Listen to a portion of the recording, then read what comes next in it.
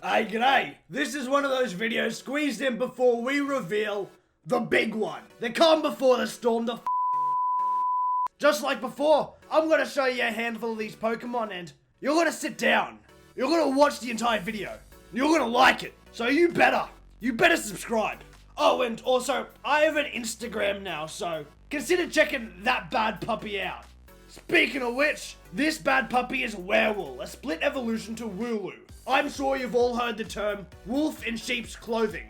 It refers to someone who hides their malicious intent under the guise of kindliness. Werewool takes it a whole lot more literally, however. He will hide himself among flocks of Wooloo and Double before going on a feeding frenzy. The main inspiration for this fella pulls from Greek mythology's Lycaon, a cursed king punished for his atrocities against the laws of hospitality. In the most popular telling of the myth, Lycaon was the king of Arcadia. But you see, the problem was, in his eyes, Arcadia fell off, and he was determined to restore it to its glory days. He needed the help from the gods, so he started giving Zeus some mad sloppy toppy, and became obsessed with pleasing the gods, like he was a religious fanatic. Soon enough, he was performing human sacrifices on his guests, in the name of Zeus. Fun fact, Zeus was also the god of hospitality, and killing your guests is a big no-no, major taboo. The fucktard kept doing it anyway. And when old Zeusy himself dropped in for a quick visit, Lycaon held a grand banquet for the All-Father. The main dish? Roasted human flesh with a side of spleen juice. Cooked well done in an easy bake oven. Zeus didn't fall for that bullshit and turned Lycaon, as well as his kin, into werewolves. Also, since Lycaon was a cannibal, I added elements of the Wendigo, which is a human-turned monster through excessive cannibalism. These were mainly just the horns and being incredibly skinny though. But by far, Werewool's most significant feature is his Pokémon category. Everyone has one. Magikarp is the fish Pokémon. Sentry is the tactical Pokémon. And Werewool is the imposter Pokémon. Sus! So we already had the big bad wolf. Why not throw a kind of fairy godmother into the mix? Let's bring him in with a Bibbidi, Bobbidi, Miraboo. Those are their names, obviously pulling from Cinderella's fairy godmother's famous incantation. The mirror in Miraboo comes from Mirage, however. So these guys are pretty much imaginary friends for nerds and shit. Think Bill Cipher and Stanford Pines before the falling out. Now, in ancient Greece history, among the most famous individuals were the philosophers, particularly Socrates, Plato, and Aristotle. In ancient times, philosophy was used to make sense of the world. It was used in all aspects of academics. These Pokemon, particularly Miraboo, are all based off philosophers. Bibbidi is your generic imaginary friend. They absolutely adore children, but will hide in the presence of an adult. They're just around to play. Bobbidi takes on the role of the fairy godmother, comforting lonely or wayward children and leaving them once they are no longer needed, either by having grown up or making real friends. On the rare occasion, a Bobbidi will stick around once it evolves into Miraboo, however, but only if you are among the greatest minds in Agnos. These Pokemon have been well documented by these great thinkers because they're the only ones able to see them. Together with the philosophers, they ponder upon significant questions and help direct the course of society. Just don't disappoint them, otherwise they'll wipe your memory, and your time spent with them will feel no more than a dream and fruitless vision. Just like the plot of Shakespeare's A Midsummer Night's Dream. Who inspires our next Pokemon? Agripuck.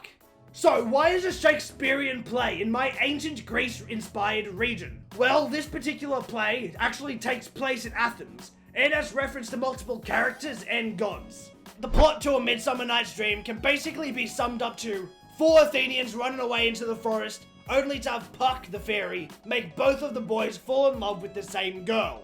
The 4 of them run through the forest pursuing each other, while Puck helps his master Oberon play a trick on the fairy queen. Agripuck is based off the character Puck, hence the name, agriculture plus Puck, who is also referred to as Robin Goodfellow. Goodfellow was a nature fairy, famous for his japes and tricks, and in the play, uses Cupid's flower to make the Athenians all fall in love. In design, Agripuck is a fawn/satyr, half man, half goat, covered in these flowers. Satyrs themselves being described as good-for-nothing pranksters that lay mad pipe. So, that's what Agripuck does. Minus the rooting, he spends all his time working towards his next big prank. If not, he's lazing around. It evolves into Agripan, taken after both the Greek god Pan, as well as Puck's boss, the king of the fairies, Oberon. I actually played Oberon in my high school drama class's performance of the comedy, as well as Theseus. By the end of the play, all this strife is fixed with another flower, Diane's bud, and so Agripan has a mix of the two flowers sprouting all over. Instead of being a fawn or satyr, he's become the god they worship, Pan. Now, Pan was known for his fucking insane screech. I mean, that shit was so scary that it made the fucking Titans run, tails between their legs. Agripan, he does that screech shit as well. Next up is Mintol, who is just a living mint plant. His name is a combination of mint and menthol, the chemical shit that's found in mint and peppermint, and all that. Also, it doesn't like drinking water. You've had mints before. Once you've had a mint and you drink a shit ton of water, that shit is freezing as hell. Now, its evolution Aromint, aroma plus mint, is based off of the story of Minthay. So, Hades had the hots for an underworld river nymph, Minthay, and Persephone got the shits, understandably. And then she stomped on her, and turned her into a mint plant, one with a fresh, appealing scent when crushed. Its connection to the underworld explains its ghost type, which replaced the grass. There were a lot of curses in Greek mythology though, including the curse placed upon King Midas by Dionysus, the guy that turned shit to gold. Pretty much, Dionysus' foster father got drunk and wandered off. Midas found him, entertained him for a couple days, then took him back to Dionysus. So Dionysus granted him one wish, to turn anything he touches into gold. Midas was straight peepo pogging, but then he tried to eat, and found that it too turned to gold as well. Then he was sad, and then he died of starvation. Though another rendition of the story says that he also touched his daughter. He turned her to gold, and then later washed away the curse in a river and lived a normal life. Now, back to Pokemon. Midaunt is based off of Midas and Apis mellifera cacropia, the Greek bee. It loves to sting little objects into metal, but often gets carried away and converts something that it'd regret. What does it turn the objects into? Say it with me, everyone. Pyrite. Yeah, if he could turn shit to gold, he would be OP as fuck. You can sell a fucking nugget of gold for 5 grand in the game. So instead it's Fool's Gold, which is poetic in of itself. Fool's Gold is actually the name of its signature ability as well. When a Pokemon is knocked out, the user will receive 3 times the opponent's level in money. When it evolves into Midart, it's Flaccid Sting and goes erect. Midart does the same shit Midaunt does, just on a larger scale. Now, a design element I forgot to mention earlier are the donkey ears they both have, and this, once again, links back to King Midas. So, after the events of the whole turning everything to gold ordeal, King Midas grew a hatred for wealth, so he retired and moved to the country. Yeah!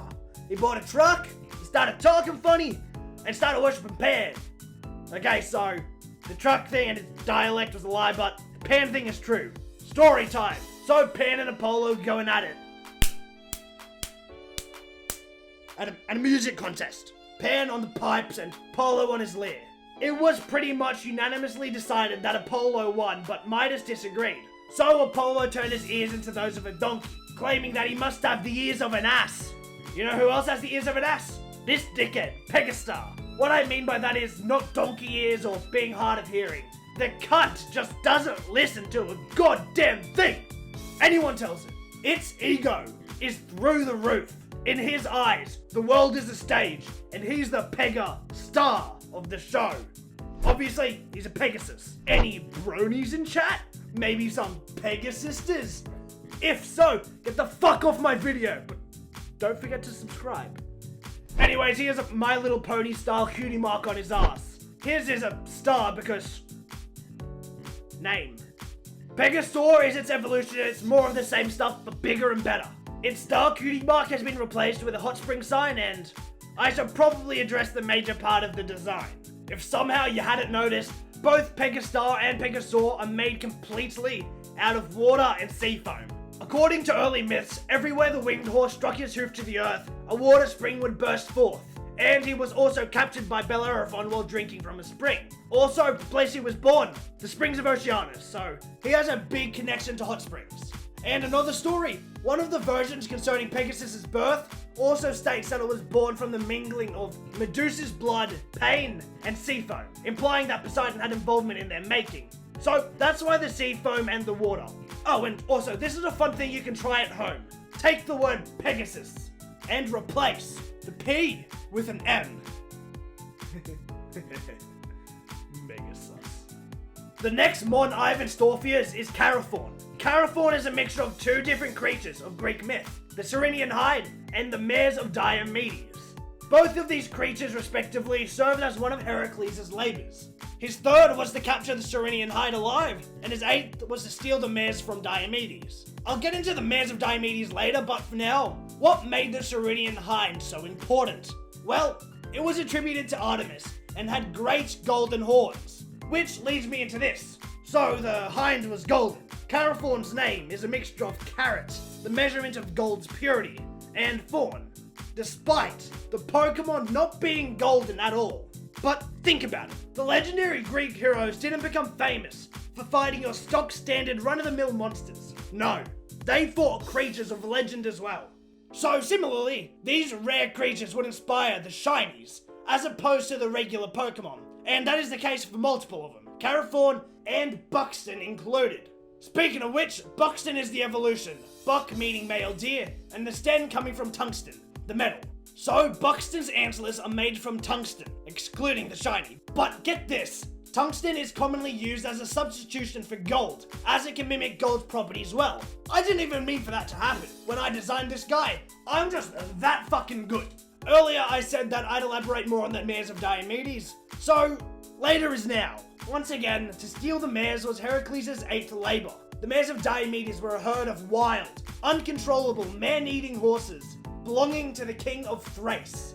On Heracles' labor, after fighting through Diomedes' army, he broke the chains that bound the horses and drove them to the sea. Now, Heracles had no fucking clue that these horses were uncontrollable and ate people. So he left his favorite companion, Abderus, in charge of watching over them, whilst he fought Diomedes. Abderus was digested by the time Heracles got back. So he fed Diomedes to the mares in retaliation and to sate their hunger. Whilst they were calmed down, he bound their mouths and took them back to Bossman. So Bucksten is basically one of those, but a big deer. So how are we still yet to have a dolphin Pokemon? It's about time we change that. This is Dolphace. I think it's real fucking cute, hence the name, Dolphace. Thing is, the guy is a terrible swimmer, but at the very least, that doesn't stop it from having a good time trying. It doesn't really have any connections to the mythos, but IRL, dolphins are heaps common in Greece. Dolphace's design pulls from the striped and bottlenose dolphins. The evolution of this little guy is Dolpente. Her name comes from dolphin and pentaconta, small ramming ships which were used primarily in the Peloponnesian War, which is the era this is all taking place. She is based off of the Argo, the seafaring vessel of Jason and the Argonauts. Despite its importance, there really isn't all that much to say about the ship that I haven't already said. It was just a really fucking well-made boat. And here's a fun fact. Dolpente often gives people rides across the waters because she's just a cool dude like that. Speaking of boats and shit, this Garchomp has been impaled by an anchor. Yeah, whoa! Zombie Garchomp. But not yet, because we're starting with Gible. So, I'm gonna be honest. There really isn't much of a good reason as to why these guys are in Agnos. I just thought the zombie Garchomp line would be fucking sick. The best I could do is have them be based off of the Ghost Shark, which is also known as the Chimera. And well, Chimera. Archaic Gible tries its best to fit in and make friends, but to no avail. People think he's creepy. What makes this a whole lot sadder though is that he straight up just hasn't realized he's dead. This means he has no clue as to why people and Pokemon don't like him. He figures that's just how it is. Archaic Gabite's life doesn't improve, however. He does what it says in the name, bite, particularly himself. You see, these Gabites are always anxious and spaced out all the time, unconsciously ignoring at their own bodies. At times, they might even take large chunks out without realizing. And then there's this son of a gun. Archaic Garchomp is fucking insane, but his lore is still incredibly depressing. So standard Garchomp is known as the Mark Pokémon, and this remains the same for the Archaic. That being said, speed is important, and Archaic Garchomp is so fucking fast that its decaying body can't keep up with its soul. So there are stages in which Garchomp will have its soul literally jump out of its body, only to have it violently pulled back in, as it is both literally and metaphorically anchored down. With that being said, its signature move Soul Rush utilizes this feature to take down its enemies. Archaic Garchomp will charge down its opponent and hit them twice, once as a ghost type attack and once as a normal. This move has priority as well. Now this evolution line is the last in the video set. Omblaze and Torchair. They are based off the Pusai, which were categorized as types of female phantoms or specters. They had either a single brass leg or donkey's leg, as well as long locks of fire. Omblaze, whose name derives from ombre, which is a hair thing, and blaze. And Torchair, who's a combination of torch and hair. It also sounds like torture. Have complete control over their hair, and can manipulate it at will. More so Torchair. And that brings us to the end of this Agnos video. Go on and leave your thoughts in the comments below. Make sure to fucking subscribe and have a good one, fellas.